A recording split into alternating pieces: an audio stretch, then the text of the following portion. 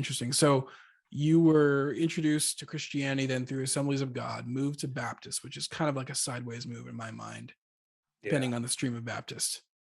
Ended up in Lutheranism. Family's not happy. And what does Chuck do from there? Uh, well, I mean, what I did from there was I just kind of was a part of the church for a while, and then eventually I start talking to my pastor about potential future career paths within the LCMS, specifically seminary, because he brought it up to me one day, told me he thought I'd be really good at it. The converts tend to be really good with stuff like that because they know why they're there. Hmm.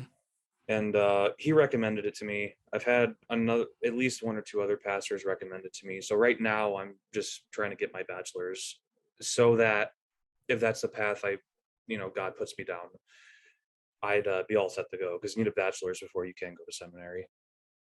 Gotcha. So how long have you been a member at your current church? About 3 years. Did you have to go through confirmation, like catechism classes and stuff, or? Oh man, that is so I didn't have to go through any official classes. My pastor just handed me the small catechism.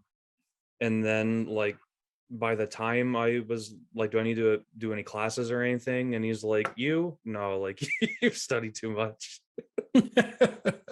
That's kind of what one of my pastors said to me. Like, oh no, yeah, you're fine. You're Oh yeah. good. Yeah, so I just ended up receiving confirmation about a month after my initial request. Gotcha. Okay. That's awesome. So you're thinking then, what do they call it? Yeah. Discerning seminary. Did you have any idea that you might want to do that as a child or? Not really. I mean, I don't know the concept, or as a child, I guess the Baptist mindset was kind of scary because it was all like internal introspection, and that came with everything. Like assurance of salvation is one we pick on all the time. But another one was like, do you feel called to do this? Do you feel called to do that? Did God put a special feeling on your heart to do this? And it's like, I'm not much of a touchy feely kind of person. I can't feel God speaking in my heart. Like I don't know where I want to go It might from have here, been but no, that might the have been the pizza you ate for supper. for real, for real. So yeah, no, I guess Lutherans are a bit different because I initially brought up my concerns with my pastor, and my pastor's like, dude, it's it's not about the feelings. Like I was recommended by multiple people, and that's how I got in. So Yeah. Yeah, I remember. It's bringing up a lot of memories.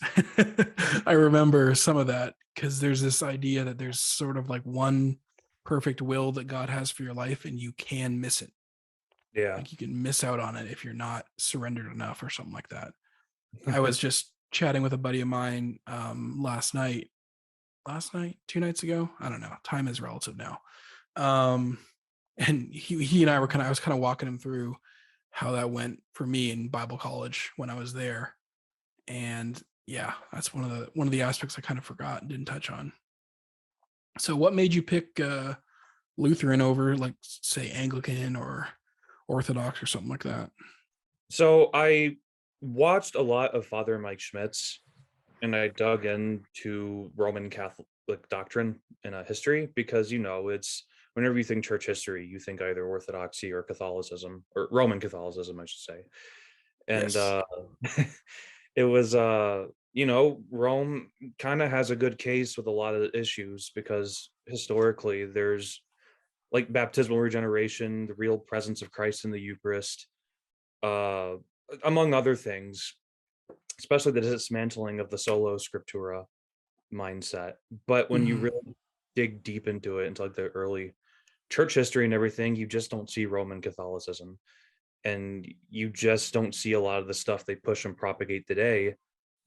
And at the end of the day, they'll always say, "Oh, you can't use scripture against us. We wrote the Bible." But like, they're obviously teaching things contrary to that. So consciously, I couldn't be a Roman Catholic. But like I said, Yeah. I couldn't stay where I was. So Yeah. Lutheranism, not that I picked it because it's a media vita or a middle way, because that's a horrible thing to do if you're just looking for something easy. But I in a way, it really does balance tradition and scripture in Mhm. a way that just works. And I've always been quite attracted to that. It's like, I'm free to use early church history to propagate or to advocate for certain doctrines like baptismal regeneration while rejecting all the other nonsense that eventually developed. Yeah. Yeah, I've got a friend of mine. He and I were talking, and he was talking about how his mom, I think, is Roman Catholic, and his dad is Baptist. He's like, I just need, like something right in the middle. I'm like, bro, like we've been talking for like 2 years about this. Yeah, It's called Lutheranism, essentially. Not that real. I would say, yeah, that implies that Lutheranism is a cross between those two when Baptist came later. But Right. yeah, that was part of it for me because I grew up, in a strong Baptist tradition that held Scripture very, very highly, and we only did what was, what Scripture permitted and Scripture said to do.